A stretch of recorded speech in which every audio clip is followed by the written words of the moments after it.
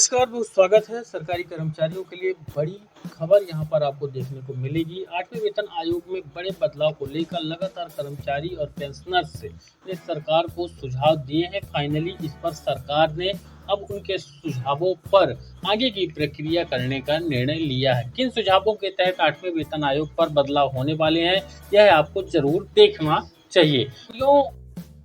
के लिए यह खबर टीवी 9 भारतवर्ष के ऑनलाइन एडिशन पर आई है, जिसमें वेतन से ज्यादा पेंशन की टेंशन 8वें वेतन आयोग में ये है कर्मचारियों की पूरी विश लिस्ट। यानी सरकार इस पर विचार अब कर रही है। उम्मीद है कि जो कर्मचारी और पेंशनर्स ने यहाँ पर सुझाव दिए हैं सरकार को, तो आपको जानना चाहिए कौन से सुझाव हैं और इन सुझावों से अगर सरकार 8वें वेतन आयोग में बदलाव कर देती है तो आपको किस प्रकार से लाभ होने वाला है। 8वें वेतन आयोग के लिए कर्मचारी संगठनों ने पुरानी पेंशन की बहाली और साथ ही कैशलेस इलाज और बच्चों की शिक्षा सहायता, जोखिम भत्ता, एमएससीपी के दायरे के विस्तार और न्यूनतम वेतन निर्धारण में बदलाव जैसी मांगे सरकार को सौंपी है। ये सिफारिशें 45 लाख कर्मचारियों और 68 लाख पेंशनर्स को प्रभावित करेंगी। यानी जो कर्मचारी हैं, जो पेंशनर्स हैं, दोनों को ही तगड़ा फायदा यहाँ पर 8वें वेतन आयोग पर मिलने वाला है। फिलहाल सरकार इन सुझावों पर विचार कर रही है। आपको बता दें कि सरकारी कर्मचारियों के लिए अच्छी खबर है। 1 जनवरी 2026 से लागू होने वाले 8वें केंद्रीय वेतन आयोग की तैयारियां शुरू हो चुकी हैं।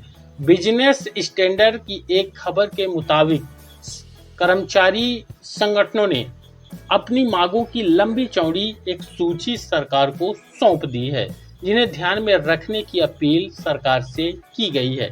संगठनों के प्रमुख मांग में पुरानी पेंशन योजना की बहाली रही है, साथ ही कैशलेस इलाज की सुविधा, बच्चों की पढ़ाई और हॉस्टल का खर्च और जोखिम वाले काम करने वाले कर्मचारियों के लिए अलग से भत्ता और इसके साथ ही बीमा का कवरेज शामिल है।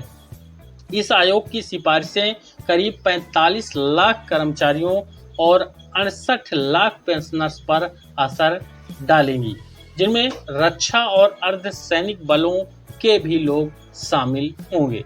पुरानी पेंशन की वापसी की मांग तेज यहाँ पर हुई है। कर्मचारियों की सबसे बड़ी मांग रही है कि साल 2004 के बाद भर्ती हुए लोगों को भी पुरानी पेंशन योजना यानी कि ओपीएस का लाभ मिले।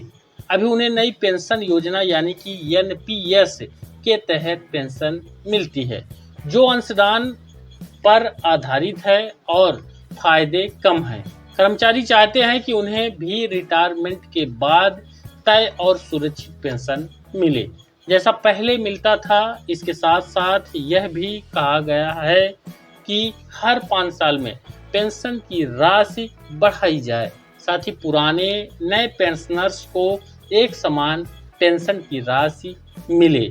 वहीं प्रमुख मांग पर इलाज की सुविधा को पूरी तरह कैशलेस करने की रखी गई है।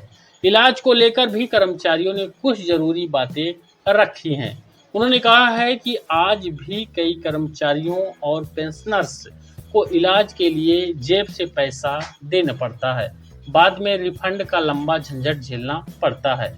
इसलिए सरकार से मांग की गई है कि पूरी तरह कैशलेस मेडिकल सुविधा लागू की जाए, जिसमें पेंशन पाने वाले रिटायर्ड कर्मचारियों को भी बराबरी से इलाज मिलता रहे।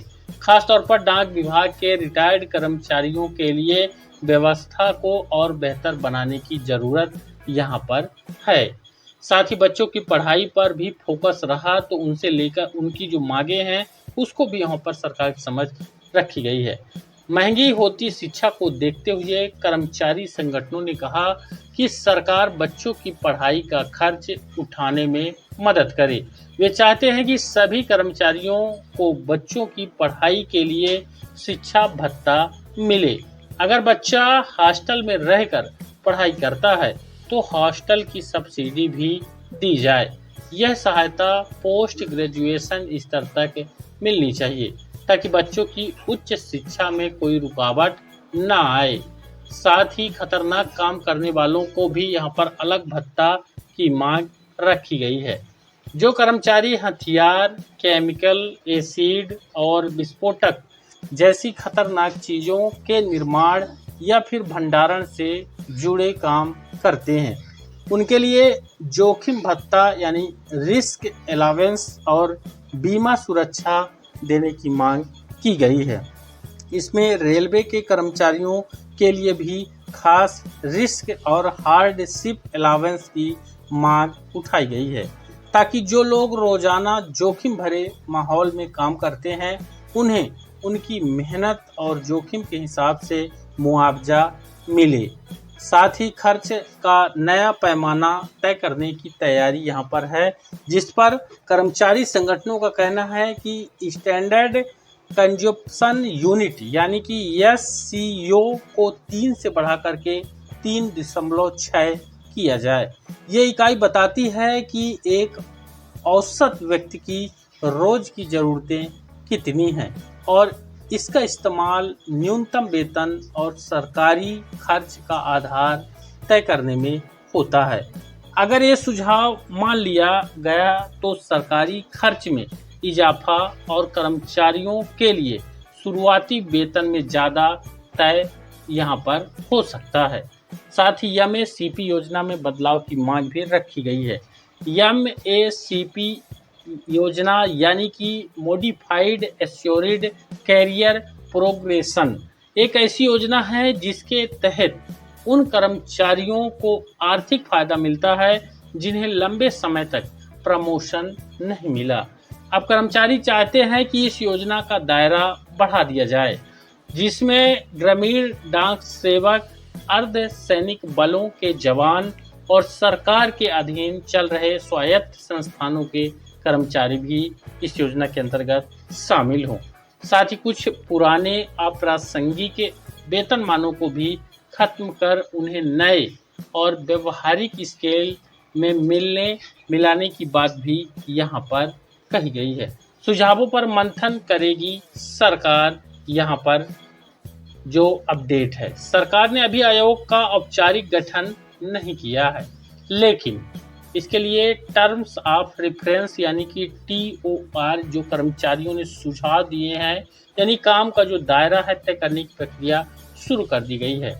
वित्त राज्य मंत्री पंकज चौधरी ने संसद में बताया कि कर्मचारियों की तरफ से आए सुझावों को दर्ज कर लिया गया है और अब कार्मिक विभाग यानी कि DOPT और व्यय विभाग यानी कि डिपार्टमेंट ऑफ एक्सपेंडिचर इनका विश्लेषण कर कैबिनेट के पास फाइनल मोहर के लिए अंतिम मसौदा भेजेंगे।